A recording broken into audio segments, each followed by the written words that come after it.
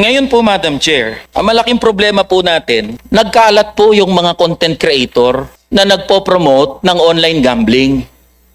At ito pong mga content creator na to, hindi sumusunod doon sa regulation as set by PAGCOR and the Ad Standard Council. Halimbawa, pinakasikat po, Ivana Alawi, mamimigay ng 100 iPhone 17, pero hindi pala kusang ibibigay yun. Dapat, ikaw muna ay mag-subscribe o mag-like doon sa isang online gaming platform. At wala po kahit saan dito yung pagsunod doon sa sinasabi po na pinag-uusapan natin kanina, Ad Standard Council, authority, merong approval po mula sa PAGCOR. Hindi rin po nakalagay. Halimbawa, ito pong isang sikat to, si Osas, dalawang Osas bata. Millions of followers po to. Wala po kahit saan dyan na nakasulat na gambling can be addictive. Know when to stop. My question po, Madam Chair, is paano po ini-implement o ini-exercise ng PAGCOR ang kanyang regulatory power over these content creators and influencers? Congressman San Fernando, una po, totoo po yun. Meron pong sumusunod, meron pong hindi sumusunod. Lumabas na ang isang online endorser tulad ni Ivana dapat ay maparusahan.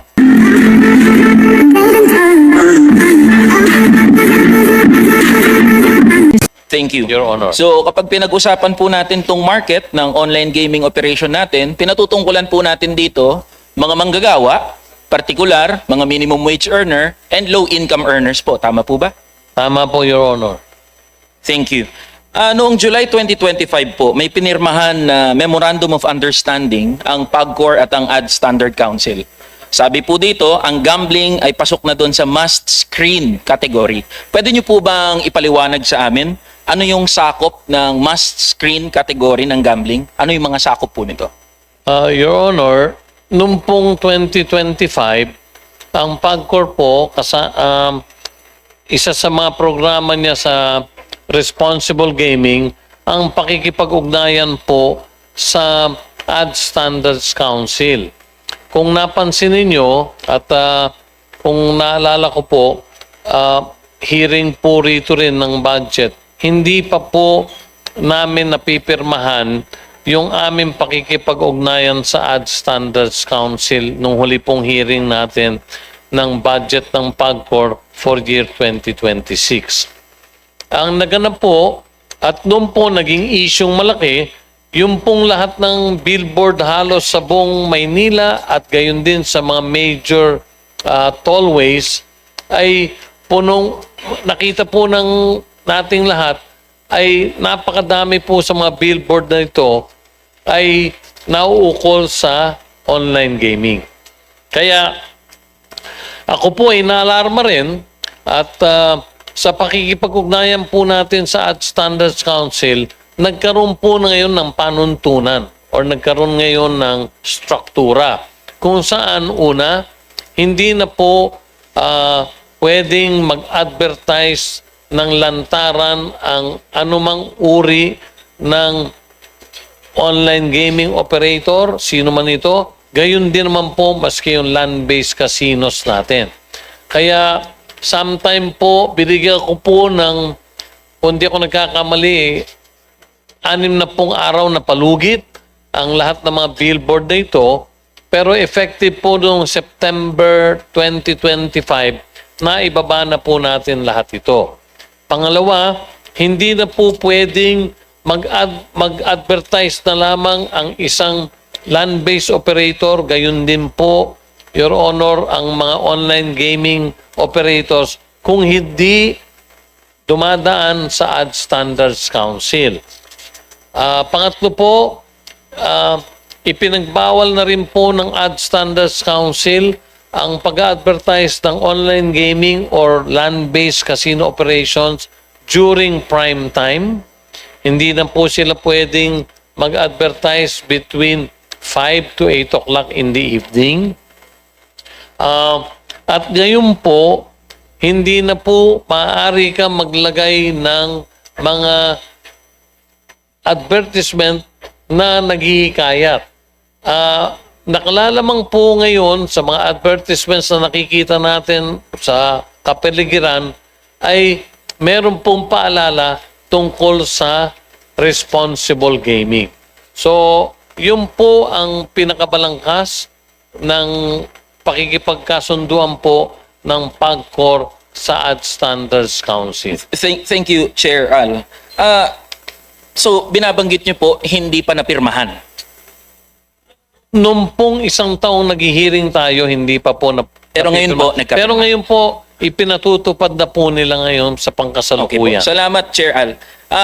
Kaugnay po nito, naglabas ng ASC Circular 2025-010, all gambling advertisements in all forms must be secured by ASC prior to implementation. Tama po ba to? Are you aware Tama of this? po, Your Honor. Ang totoo po, kung makikita niyo yung mga current advertisements ngayon ng mga online gaming operators, gayon din po ang mga land-based operations. Meron na po nakalagay sa ilalim ASC, Ad Standards Council, may numero po, yun po ang pagpapatunay na dumaan ito sa kanila para masuri kung tama po ba yung content ng billboard or anumang pong uri ng advertisement ang pinatutupad Thank you, nila. Chair Al.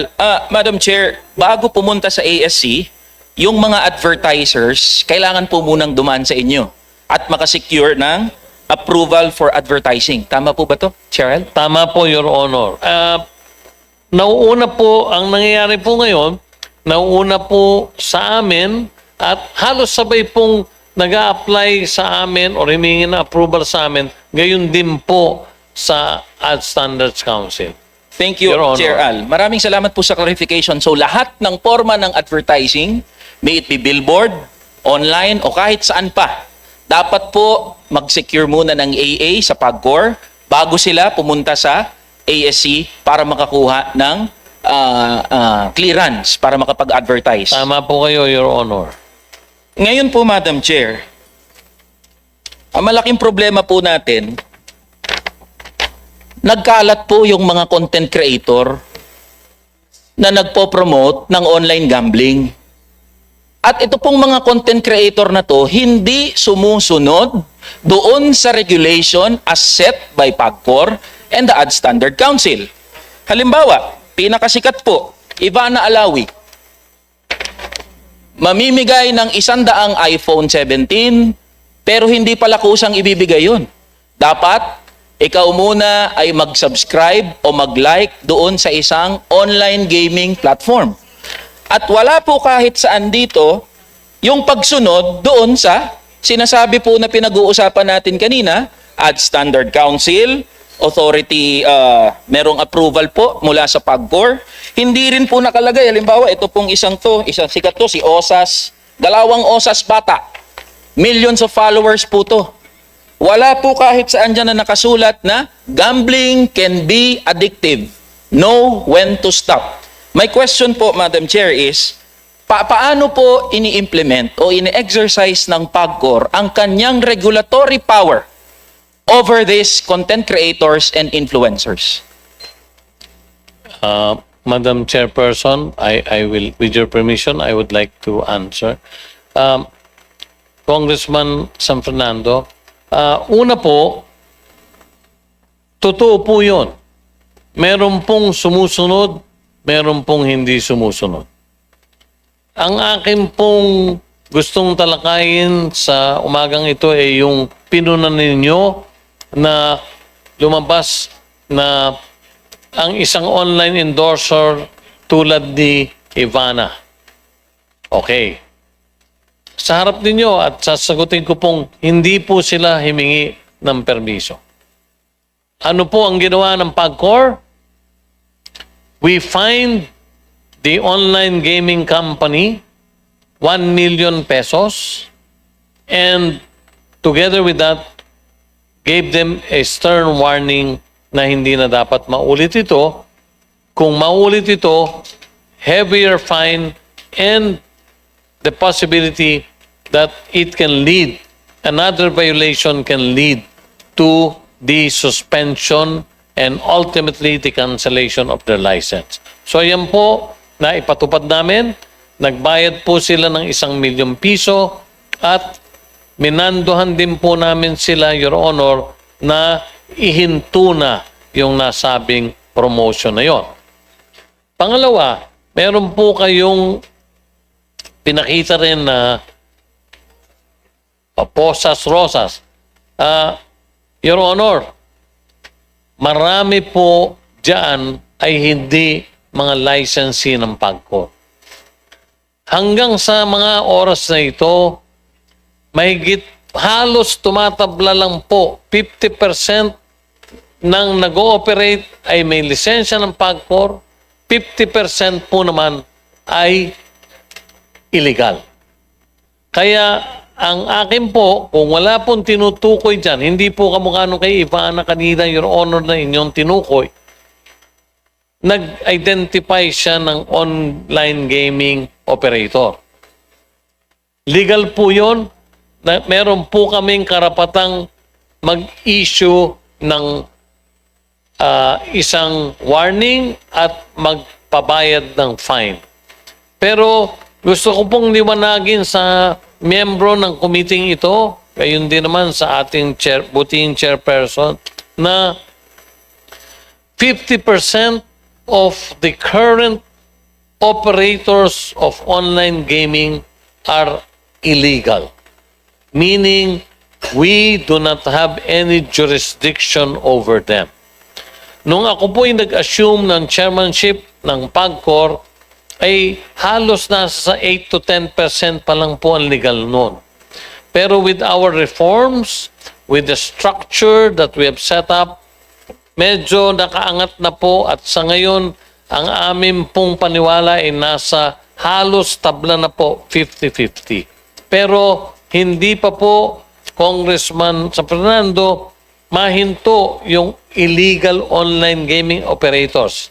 At ang masama po rito, wala po sa Pilipinas sila. Sila po ay nasa abroad na gumagamit ng mga influencers na mga kababayan natin. Thank you, Chair Al, dun sa paglilinaw na yun. Ngayon, malinaw na po na illegal itong karamihan ng mga online sugal. Ano po yung mga pamamaraan para mapanagot natin itong mga content creator na walang habas na makapag-promote ng online sugal? Kasi, Madam Chair, pinag-uusapan natin itong mga content creator na to by the millions ang kanilang follower. At ina-identify nila, Chair Al, ito pong mga online gaming site. Say for example, 1365, tapos Peria Play. So ito, paano po kaya natin mapapanagot itong mga content Tulad po creator yung na to? binanggit nyo na yun, hindi po license ng PAGCOR. Okay. Well, Your Honor, Madam Chairperson, with your permission, I would like to answer it. Congressman San Fernando, Your Honor, gusto ko pong ipagbigay alam sa inyo sa pakikipag-ugnayan po ng PAGCOR sa DICT, sa NTC at sa CICC, marami na po kaming sa pamamagitan nila ng mga ahensyang nabanggit ko, idinimanda sa korte. Sapagkat maliwanag po na pinatawag po at kinausap po ng CICC ang mga endorsers na yon at winardigan sila na hindi na po sila pwedeng mag-endorse ng mga illegal or non-PAGCOR licensees. Kaya meron na po silang pangkaso, kung hindi ako nagkakamali, himigit kubulang po sa mga 15 endorsers at top endorsers ang nahabla na po at ongoing na po yung mga kaso nila. And in fairness, meron pong magagaling at maraming follower na mga content creators or endorsers ang voluntaryo na pong umatras at hindi na po sila nag-i-endorso ng mga illegal na site. Marami po sa kanila, Your Honor, lumipat na po sa mga legal operators. So, kami po naman, walang police power, wala po kami magawa kung hindi magrekomenda lamang sa DICT, sa NTC, gayon din naman sa CICC ng mga inaakala naming dapat ay maparusahan. Salamat po, Chair Al, doon sa sinabi nyo. Kailangan po na mapanagot dahil equally liable itong mga content creator at influencer na to sa pagkalulong sa sugal ng mga manggagawa at ordinaryong Pilipino. Before I wind up, Madam Chair, gusto ko lang po maitanong, sa corporate operating budget nyo, ilang porsyento po dito ang nakalaan para sa doon sa mga social harm na tinatawag? Opo. Ngayon po, sa taong 2026, naging aktibo po ang PAGCOR dito sa mga responsible gaming projects po. Ang nakalaan po namin na budget at hindi po kinukuha sa amin mismo kung hindi sa tulong ng iba't ibang foundations ng mga casinos and licenses namin. Meron pong budget na ginagamit una. Gusto ko pong ibalita at nung isang taon ay hindi pa rin to nagaganap. Kailan lang may 24/7 hotline na po ang PAGCOR kung saan yan po makikita nyo na sa maraming billboards all over the country. 24/7 hotline kung saan ang mga nalululong po sa sugal ay meron na pong pwedeng tawagan at makonsulta. May partner po ang PAGCOR dyan, ang Seagulls Flock Foundation. Sila po ay may karanasan sa mga rehabilitation ng mga nalululong sa sugal. At sa kasalukuyan, aktibo po ito. Meron pong 6 sa bawat 12-hour shift na mga customer agents na sumasagot dito sa hotline na to. At gusto ko pong ipagbigay alam sa inyo, nung umpisa po siguro nahihiya pa yung mga gamers. Pero sa ngayon po, nagtala na kami nitong nakaraan 2 buwan ng himigit kumulang sa 100 katao ang amin nang natulungan sa pagbibigay ng advice. Meron na pong mga na-refer sa rehabilitation centers para po nga sa Responsible Gaming Acts. Doon po, Your Honor, sa mga billboard na nakikita natin, marami na po kayong makikita ngayon na nandyan na po yung hotline number. Bukod talagang full billboard, hiningan po natin ng tulong yung ating licensees para po ma-disseminate yung information sa ating mga kababayan. So, patuloy po ang mga programa namin, lalo't higit na, Your Honor, yung self-exclusion. Ngayon pa lang po, sa panahon ng PAGCOR, na aktibo ngayon, pwede nang ang isang nalululun sa sugal ay pwede nang sumulat sa amin kasama ang kanyang pamilya. Pwede na rin i-request na pagbawalan ang isang kapamilya nila or mismo yung tao na makapagsugal. At gusto ko pong ipagbigay alam sa lahat, 15,000 na po ang naaprubahan ng PAGCOR in the last year for self-exclusion. Ang ibig sabihin po nito, Your Honor, sila po, naka-alerto na po ang lahat ng land-based casinos natin at gayon din po naman yung ating online licenses nang sa ganon, hindi po pwede nang makapasok at makapagsugal yung inaprubahan po ng PAGCOR na nag-apply ng tinatawag na self or family exclusion. Yan po, Your Honor, ay parte ng aming mga programang ginagawa para nga po matulungan natin yung ating mga kababayan na lululun sa sugal. Thank you, Madam Chair. Ito pong mga tinanong ko dahil nabanggit niyo po kanina, ang market po kasi ay CDE. Ang pinaka-vulnerable po dito sa pagkalulong sa sugal, lalong-lalo na sa online sugal, ay ang mga manggagawa at ordinaryong Pilipino. Totoo po na sasabihin ng marami na personal na choice kung ikaw ay magsusugal o hindi.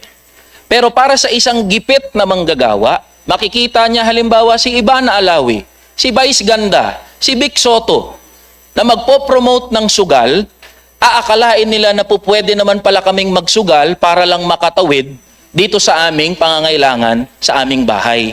Kaya ko po ito pinapatungkulan, Madam Chair, dahil napakalaking issue po ang online sugal sa bansa natin. Marami po ang nalululong, marami pong mga manggagawa ang nagsasangla. Dating may kotse, ngayon may motor. Dating may motor, hahatakin yung motor. So kailangan maging equally liable itong mga influencer, content creator, pati na rin yung kanilang mga mother company, yung mga kumpanya na pinopromote nila.